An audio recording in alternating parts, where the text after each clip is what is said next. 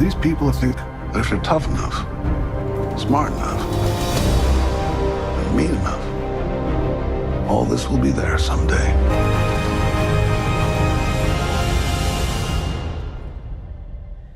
Hey, what's up, folks? James from Twin Engines of Destruction here, and today I want to review Horizon: An American Saga Part 1, directed by Kevin Costner. For those of you who didn't know, anybody that didn't pick up on it, I happen to be a massive Western fanatic. Everything from the clothing, the culture, the films, the books, the video games, all that stuff, the history. I live in West Texas. I live and breathe it. I love this stuff, and so I'm a big fan of Western movies.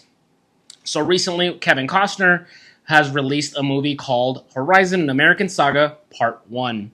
And truth be told, I'm not the biggest fan of Kevin Costner. I don't think he's bad. I just never have fully connected with his style. I've watched his films like Dances with Wolves and Open Range. Both he starred and directed, and I think they're pretty good. They're just not something that fully directly connects with me as much as other filmmakers and directors. I've never watched Yellowstone. It just does not appeal to me whatsoever. And I will say kudos to him. He was involved in the Hatfields and McCoys. He was one of the main characters. I'm not sure, I'll annotate below if he directed or had anything part in the production.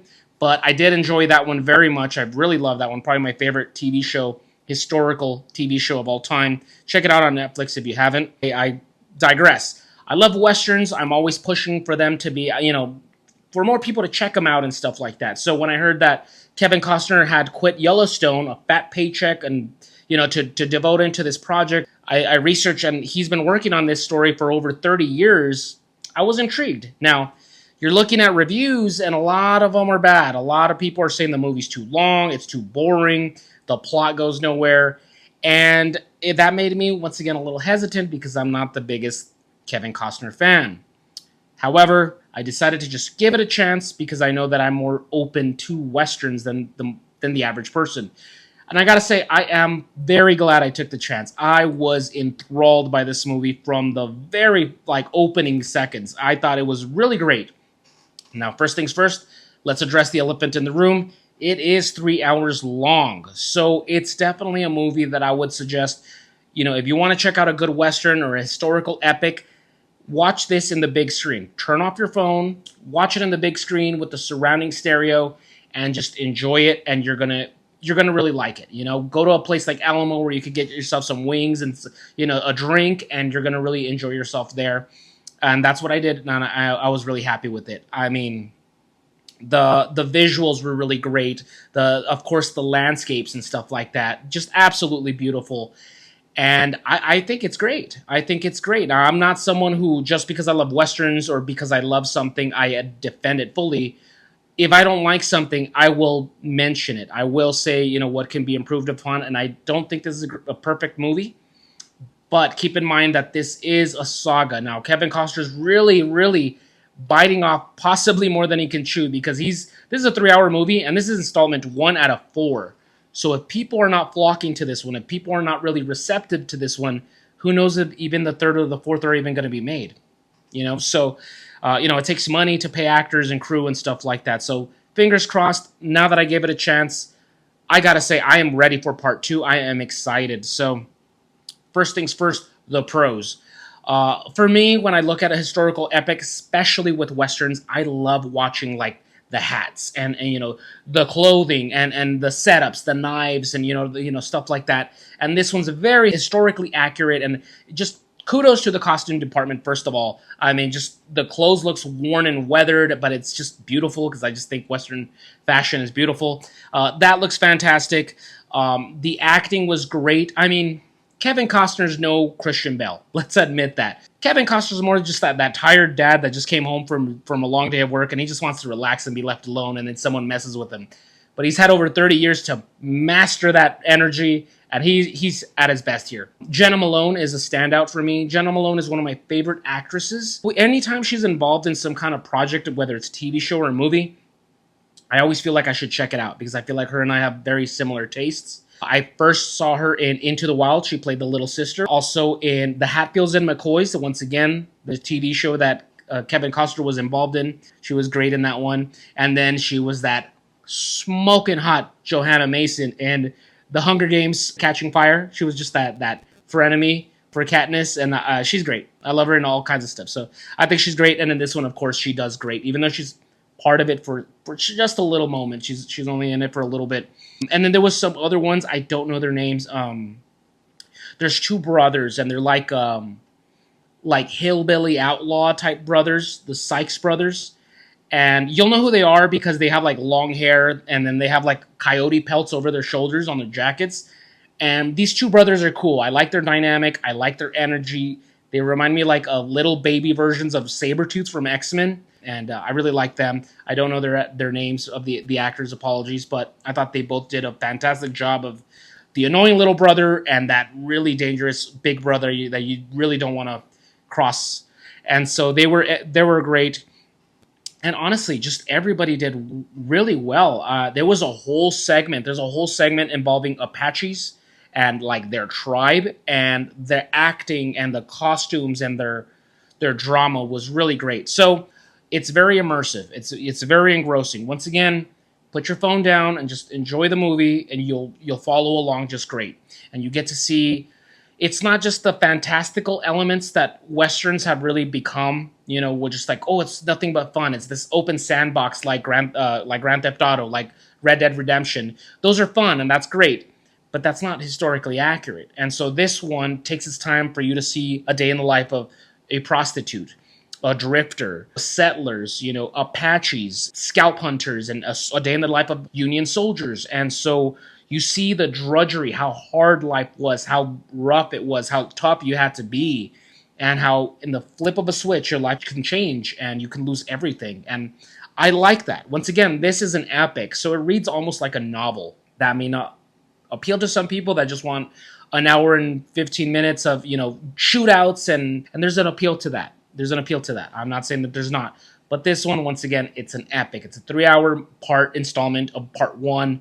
There's going to be part 2, 3, and 4. I'm ready for part 2. I very much enjoy this movie. There was some scenes in terms of directing and cinematography that were just outstandingly just gorgeous in terms of like the nature and the pouring rain in the mountains and stuff like that. Or even the more visceral, natives attack a village of settlers, and they're just attacking and hacking people, and the buildings are burning in the background, and the horses are riding through, and it's horrifying, but it's beautiful, if that makes sense.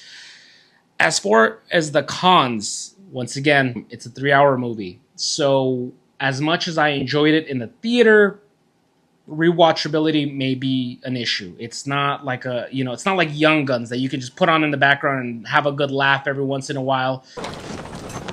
Hey, Chavis, how come they ain't killing us? We're in the spirit world, asshole. They can't see us. It's not like that. This one does take a little bit more time to get engrossed into it, into the lives and all that stuff, because the 4 main plots have not fully converged yet.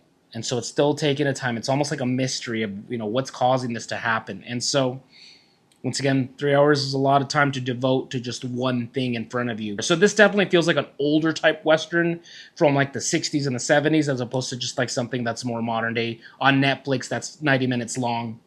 Something that's in the middle for me that I'm kind of conflicted on is that there's a little bit